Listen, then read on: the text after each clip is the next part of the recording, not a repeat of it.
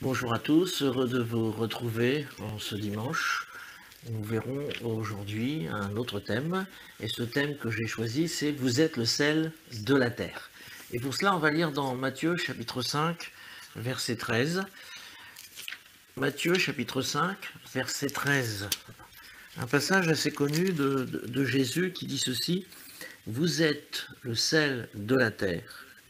Si ce sel perd sa saveur, avec quoi la salera-t-on ? Ce sel ne vaut plus rien, il n'est bon qu'à être jeté dehors et piétiné. » Vous êtes le sel de la terre. Quelques constatations tout d'abord. Le sel. Le sel, vous savez aussi bien que moi, quand il est à l'état solide, on le voit, les grains, petits ou grands, on les voit bien, ils sont blancs. Et on peut constater que c'est du sel. Mais quand on le met dans l'eau, il est dissous, et là il devient invisible. Alors comment savoir que le sel est présent? Eh bien, il n'y a pas 36 solutions, il faut goûter. Et c'est parce qu'on goûte qu'on peut attester la présence du sel ou pas.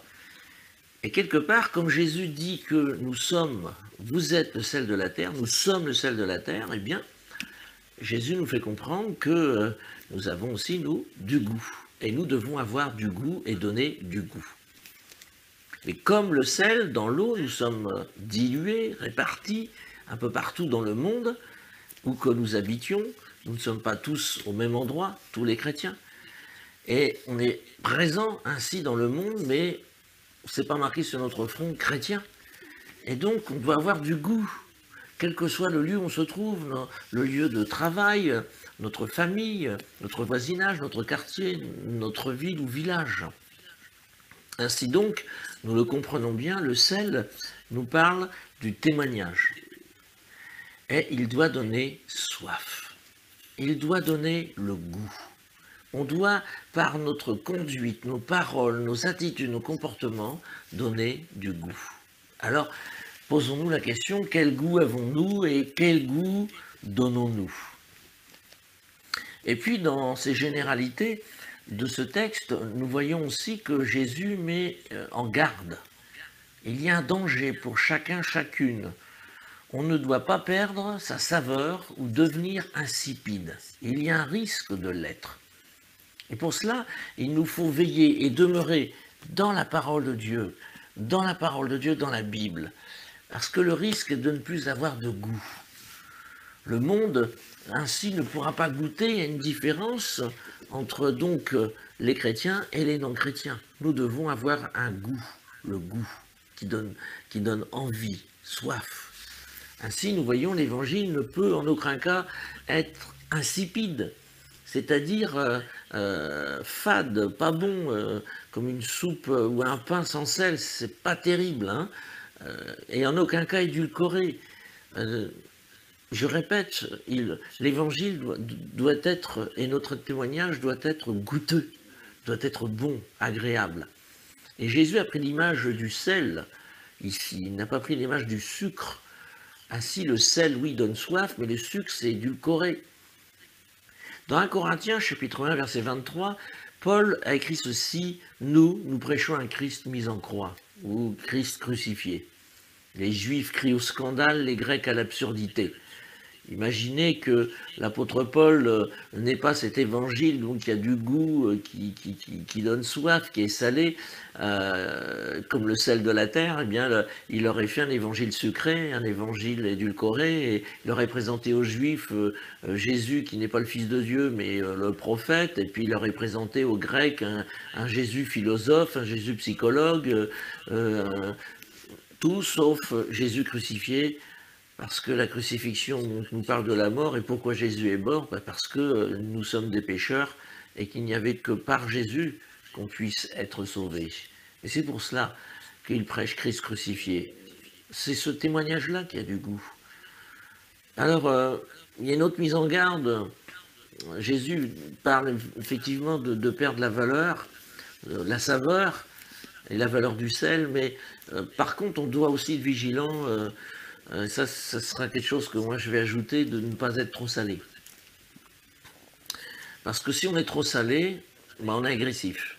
Je m'explique, on mange une soupe trop salée, un plat trop salé, ça agresse quand même les papilles qui sont sur notre langue, hein, les détecteurs de goût, et on trouve ça pas bon et on n'a même pas envie de le manger.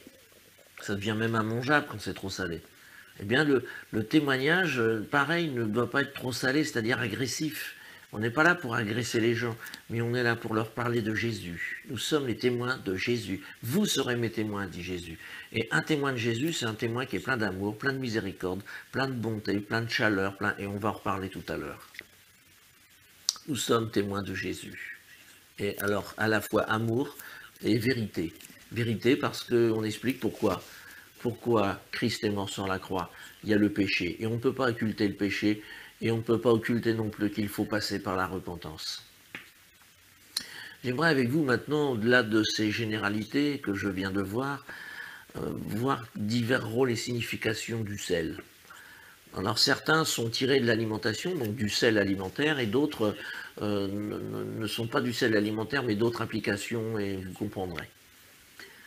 Tout d'abord, le sel a souvent été utilisé comme un conservateur. Il est encore parfois utilisé comme cela.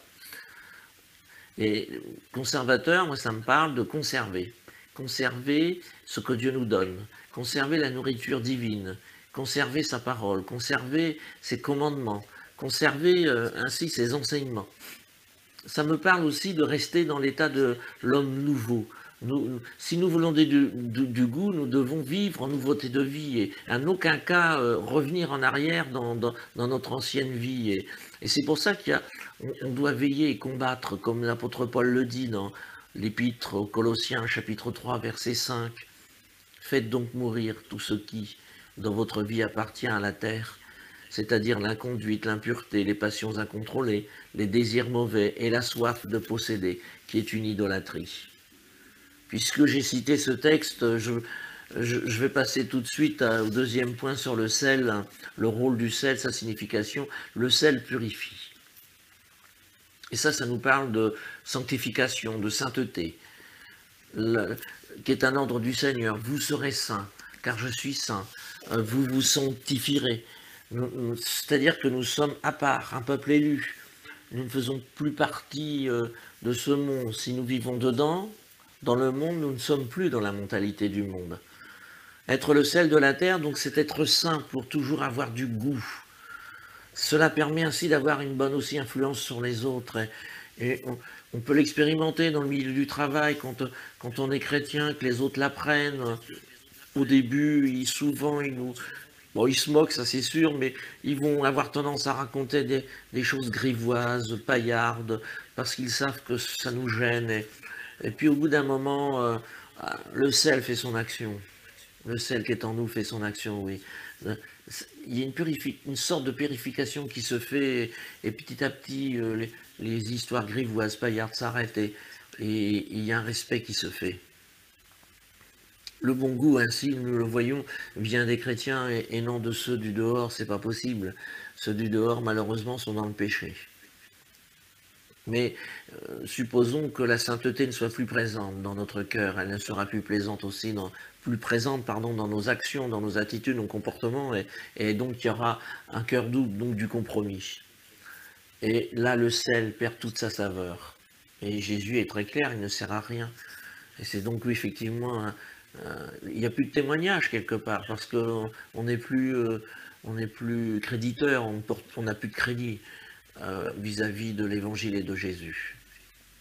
Un troisième exemple, ce troisième exemple tout simple, c'est les sels adoucissants ou les sels de bain. Alors là, on n'est plus dans le sel alimentaire, je le reconnais. Dans cet exemple, je l'ai pris parce que quand on met des sels de bain, il y a une bonne odeur, il y a un adoucissement, et dans Marc, il est écrit, chapitre 9, verset 51, « Ayez du sel en vous-même et vivez en paix entre vous. » Et ça m'a fait penser à ça, d'être un parfum agréable pour Dieu, pour les autres. C'est déjà une chose, mais aussi être des artisans de paix, être rempli de douceur. Et tout cela contribue à être agréable, à être des artisans de paix. On est complètement à l'opposé ici de la colère, de la médisance, de l'animosité, de la calomnie, de la rancune. On- avoir du sel en soi-même, c'est aussi pour ouvrir la bouche et donner une parole assaisonnée de sel ou de douceur qui va donner ainsi la paix, qui va procurer quelque chose de bon. Paul écrit encore aux Colossiens, au chapitre 4, verset 6, et dit ceci, que votre parole soit toujours empreinte de la grâce de Dieu et pleine de saveur, pour savoir comment répondre avec un propos à chacun. Vous voyez, donc, il nous faut des paroles de douceur, des paroles douces, des paroles, pas doucereuses, hein, mais des paroles douces, des paroles agréables, euh, des paroles qui sont de bonne odeur, un comportement de bonne odeur. Ça aussi, ça nous parle du témoignage. Et du sel en nous-mêmes. Une quatrième application, on se servait aussi du sel, beaucoup moins certainement aujourd'hui, pour soigner, notamment les plaies, et mettre un peu de sel pour éviter les infections. Et ça m'a fait penser qu'il nous faut porter soin les uns des autres, prendre soin les uns des autres, dans tous les domaines. Il faut se faire du bien les uns les autres, il faut se relever quand quelqu'un est tombé, se relever les uns les autres. Mais c'est pas seulement qu'entre chrétiens, dans la communion fraternelle, c'est aussi envers tous nos prochains. Et nous connaissons la parabole du Samaritain où un homme blessé le long du chemin est laissé pour à demi-mort par des brigands et il nous est dit que deux religieux vont passer et même si ces religieux passent, ils vont pas s'arrêter parce que eux, ils veulent pas se rendre impurs, ils veulent pas aller dans les complications et la règle sur la pureté va aller au-dessus de la compassion alors que Dieu avait dit de prendre soin et c'est un Samaritain qui va s'arrêter prendre soin. Et à la fin de l'histoire, alors qu'un homme avait posé une question à Jésus, qui est mon prochain? Jésus lui raconte donc cette histoire et à la fin lui dit, sois le prochain de l'autre. C'est à nous d'être le prochain et c'est à nous de soigner. Ça m'a fait penser aussi à Matthieu 25 où Jésus dit, vous m'avez donné à boire car j'ai eu soif, vous m'avez donné à boire, j'ai eu faim, vous m'avez donné à manger, j'étais nu, vous m'avez vêtu, j'étais malade, vous m'avez visité, vous m'avez pris soin de moi, j'étais en prison, vous m'avez aussi visité, écouté. Et les gens diront, mais Jésus, quand avons-nous fait ça? Eh bien, chaque fois que vous l'avez fait à l'un de ces plus petits de cette terre, c'est à moi que vous l'avez fait. Et cela nous montre que nous devons être le prochain et s'occuper de notre prochain. Et c'est porter soin. Et je crois que ça aussi, c'est vous êtes le sel de la terre.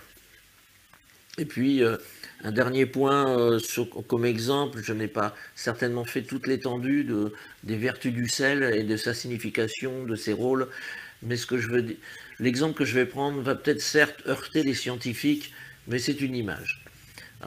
C'est avec du sel que l'on fait fondre la neige, le verglas, l'hiver. On répand du sel avec des machines. Et, c'est vrai que le phénomène est scientifique. Le phénomène est un échange d'ions. Mais la fonte, moi, me fait penser à la chaleur, parce que la chaleur fait fondre aussi la neige. Et j'ai voulu retenir, même si les scientifiques ne sont pas d'accord avec moi, peu importe, je veux retenir l'exemple de la chaleur. Il faut apporter de la chaleur. Il faut apporter de la chaleur de la communion fraternelle. Il faut être chaleureux pour avoir une église chaleureuse. Et je rappelle que l'église, c'est nous. Ce sont les chrétiens, les chrétiennes. Et donc, la chaleur, c'est pas simplement le dimanche matin, les rassemblements, mais c'est là où j'habite. C'est dans ma famille. Et là encore, vous êtes, dit Jésus, le sel de la terre. Nous sommes le sel de la terre. Mais parfois, cette chaleur n'est plus présente. Pourquoi? Parce que on a une différence d'opinion et on va avoir une distance et donc la chaleur n'est plus là. Ou on va juger les autres, ou on va regarder notre prochain qui vit dans le péché, et on va avoir de la froideur plutôt que de la chaleur, alors qu'il a besoin de chaleur, parce que souvenons-nous dans quel état nous on était avant de connaître Jésus. Mais pour être chaleureux, il y a quelque chose qui est très important, c'est de pratiquer l'amour. L'amour les uns pour les autres et l'amour du prochain. Je vais terminer. Les êtres humains de cette terre doivent voir que nous sommes le sel de la terre et doivent goûter autre chose que le monde propose. Ce que le monde propose est édulcoré, est fade et éphémère. Et c'est les chrétiens qui doivent donner la saveur à notre monde, qui va donner soif. Alors soyons ce sel de la terre, comme Jésus le dit, et nous demande de le rester et de veiller à rester être le sel de la terre. Ne négligeons pas la parole de Jésus.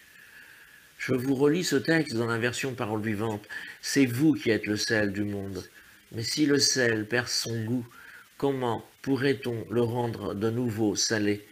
Il n'est plus bon à rien. On le jette dehors et les gens marchent dessus.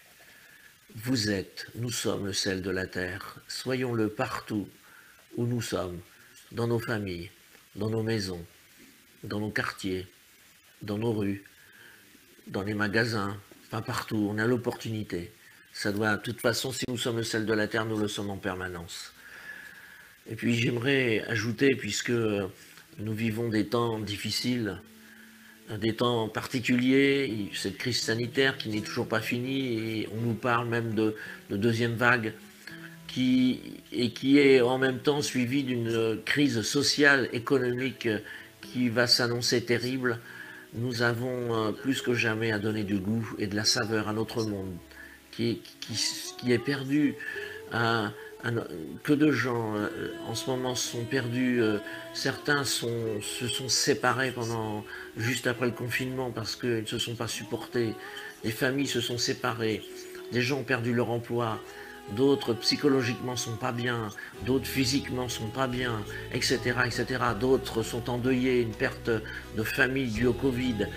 Alors, chers amis et chers frères et sœurs en Christ, nous sommes le sel de la terre. Et plus que jamais, nous devons donner du goût et soyons prêts. Non seulement maintenant, mais dans les semaines et les mois à venir. C'est important que nous soyons et que nous restions le sel de la terre. Amen.